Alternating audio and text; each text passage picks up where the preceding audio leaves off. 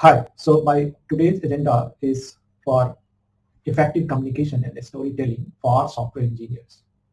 Why is this important, or why this is very important now in GenAI ecosystem? Like after the GenAI came, why this is very important now?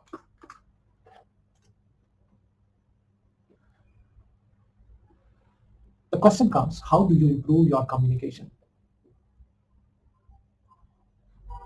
To improve your communication and presentation skills, here are the top 3 tips to embed in daily practice, especially for software engineer who wants to grow in the field of storytelling and presentation.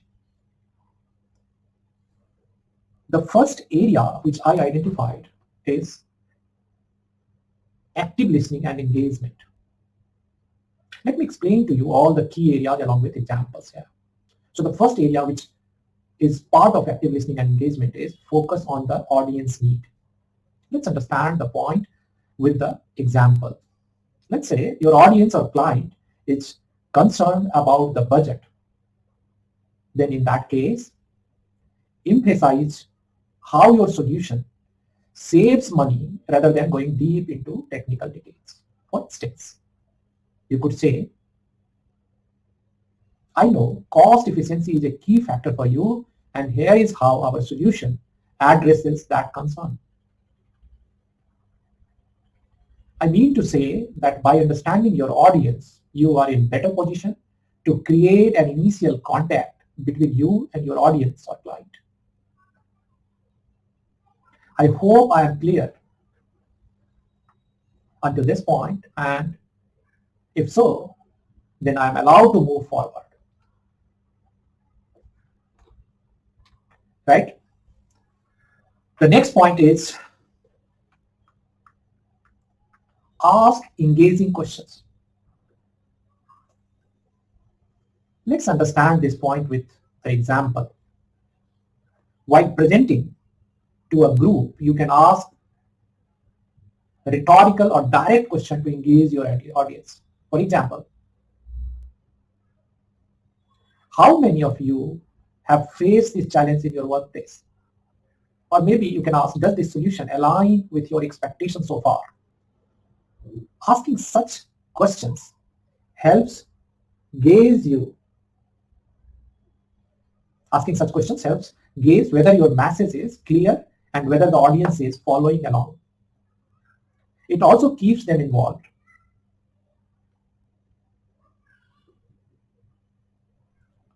The third point is how to use pause and check-ins.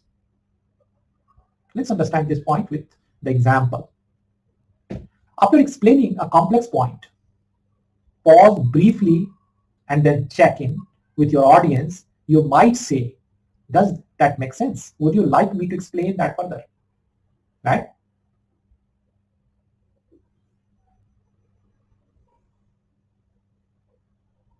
Your pause gives your audience time to process the information, and by checking in, you can clarify any misunderstanding before moving forward. The next point which I mentioned here, which is simplify explanation. Let's understand this point with the example. If you are presenting a technical subject, try breaking it down into simpler terms using analogies or relatable examples. After explaining, ask, is this explanation clear? Or would a more detailed example help? This shows you are attentive to their understanding. And by this technique, we'll make sure presentations more interactive and responsive to audience feedback and ensuring greater clarity and engagement. I hope that by now I am able to explain you about practice active listening and engagement, and you will get mastery on these by putting the practice on a regular basis. Let's move to the next area, right? The second point, which is very important, is develop clear and concise messaging. So you are clear with the agenda, develop clear and concise, but how? How you will do? So I'm going to give you today the structure. always structure your message with beginning, middle, and end. Beginning, I mean to say, beginning is something like introduction, right introduction, appropriate introduction. Middle is focusing primarily for key points, and end is for your conclusion. Here are some examples how to do it. So step one, let's put as a step one, which is the beginning introduction. Let's understand the importance of introduction segment here with example. Suppose you are giving a presentation about AI in healthcare. Start with clear attention grabbing introduction. Let me put one example of such introduction. Today, I am going to show you how AI is revolutionizing healthcare by improving diagnosis accuracy, speeding up treatments, and reducing costs. This is my introductory statement for my audience. Right? This kind of introduction will help you to grab the attention of your audience. Let me put one note here. It is always advisable in introduction set expectation and introduce the core message in one or two sentences. Like in our case, in my example, I said, today I am going to show you how AI is revolutionizing healthcare by improving diagnosis accuracy, speeding up treatment, and reducing cost. So we set these three agenda in front of our audience, right? Step two is middle, which is the key point area. Let's understand with example. So in key area, we have, I already mentioned that we have divided in messaging, we already set the agenda, and the agenda is on the basis of 3 points. Improve diagnosis accuracy, then accelerate treatment by analyzing patient data, and the third is reduce cost. So the same need to be explained little more detail, like AI, how do you improve the diagnostic accuracy? For example, AI models can analyze X-ray and detect disease more reliably than traditional methods. This leads to a fewer misdiagnoses. This is one example, right? How to improve the diagnosis accuracy. Similarly, the second point we already considered here, that how to accelerate treatment by analyzing patient data. So let's put some example here. AI accelerates treatment by analyzing patient data and recommending personalized level treatment plans in real time, which helps the doctor to quickly serve the patient with the right level of treatment, with appropriate level of treatment, right? And the last point, which is the third point, the reduced cost I was told you. So in case of reduced, like let's say how, we have to explain how AI reduced cost by automating administrative tasks, allowing doctors to focus more on patient care. So the task which is not required to handle by doctors or any highly paid resource will help you to reduce the cost, right? So by these three examples, you definitely able to serve the purpose here, right? And now let's move to the next and last point, which is the how to put the end, like conclusion, a call to action. Let's understand this segment with the example. Wrap up with a strong conclusion that reinforces your message and leaves a lasting impact. As an example, in conclusion, AI is transforming healthcare by making diagnosis faster, treatments more personalized, and healthcare more affordable. Imagine the future of healthcare with AI in every hospital, improve lives globally. Let's work together to make that future a reality. So by this kind of putting end or conclusion, you are summarizing your overall presentation in few bullet points, which is directly providing the call to action. Just a quick note or side note here. This point is primarily meant for summarizing the key points and provide a clear call to action or thought-provoking closing statement. All right. So I hope that now you are able to understand that what do you mean by develop clear and concise messaging in your presentation. All right. Go to next slide. The third important area which you have to consider or you have to work upon if you want to improve your communication skills during the presentation, on camera, or in front of live audience. The third is use non-verbal communication effectively. And usually in my experience, I have seen that most of the engineers who have not yet become matured leader having such issues. Their non-verbal communication is not so effective, which is not aligned with the presentation, which is not aligned with their body language, which is not aligned with the proper connection with the audience. So under this category, I usually consider three important areas to focus on. The first is maintain eye contact. How do you do it?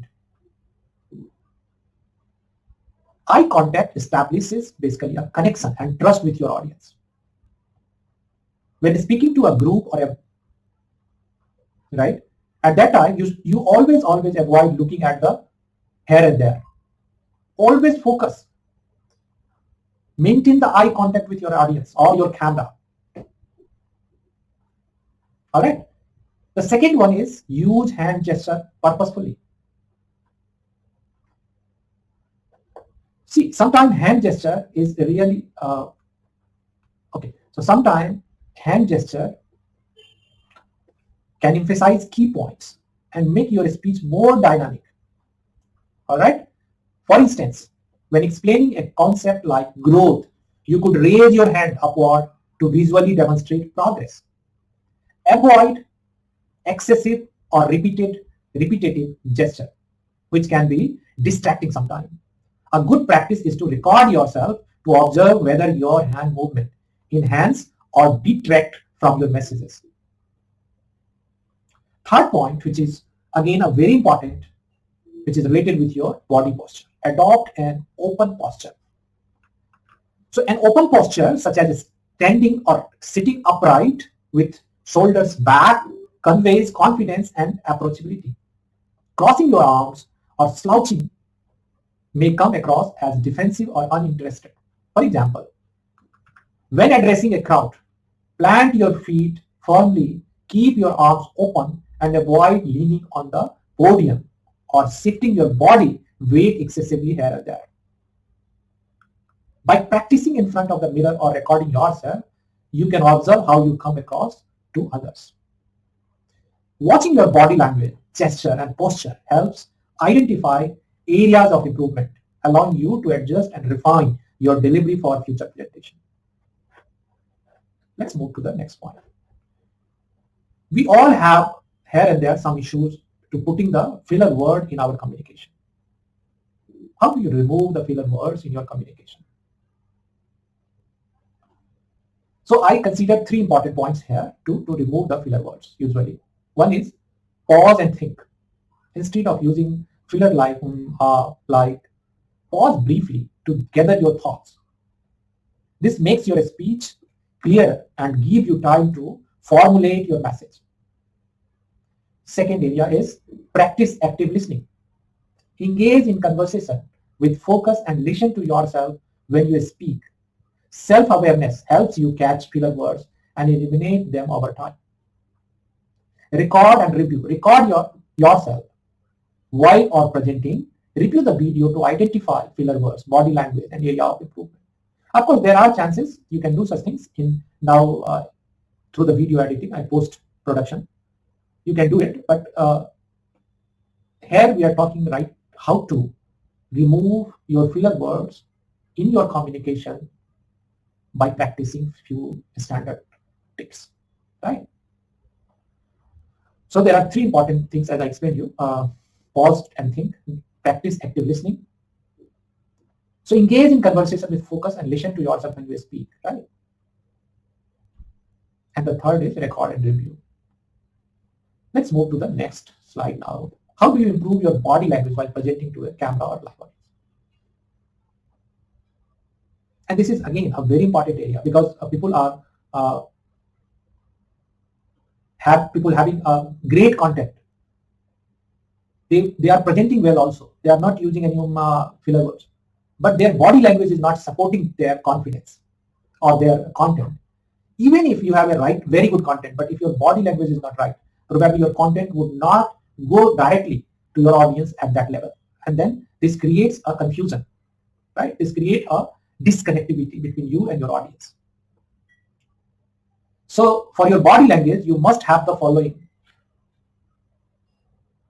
First, maintain eye contact. Look directly at the camera or your audience, imagining you are speaking to a close friend. This builds trust and shows confidence. Second is relax facial muscles.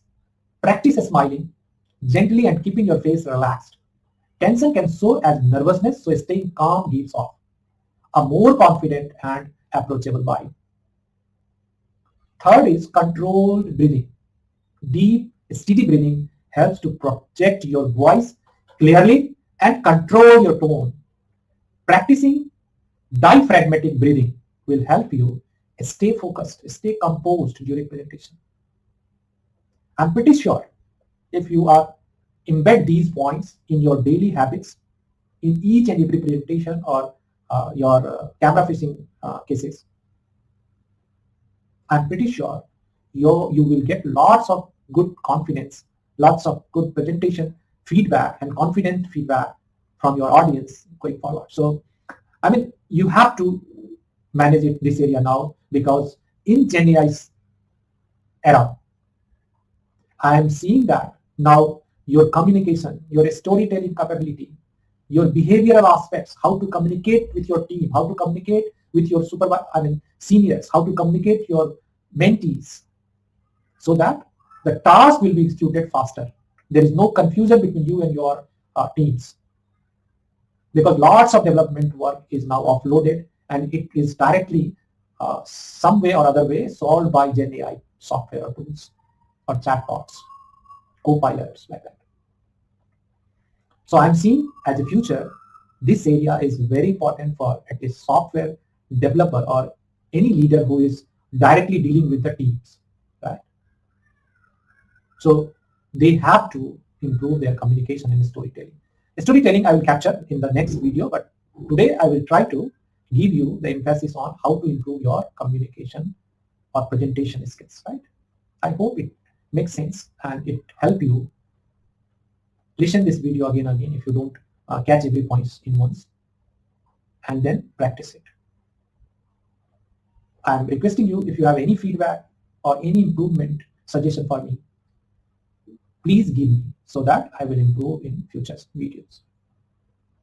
I hope you like it. Thank you. Thanks a lot for your time, and अपना ख्याल रखिएगा. धन्यवाद.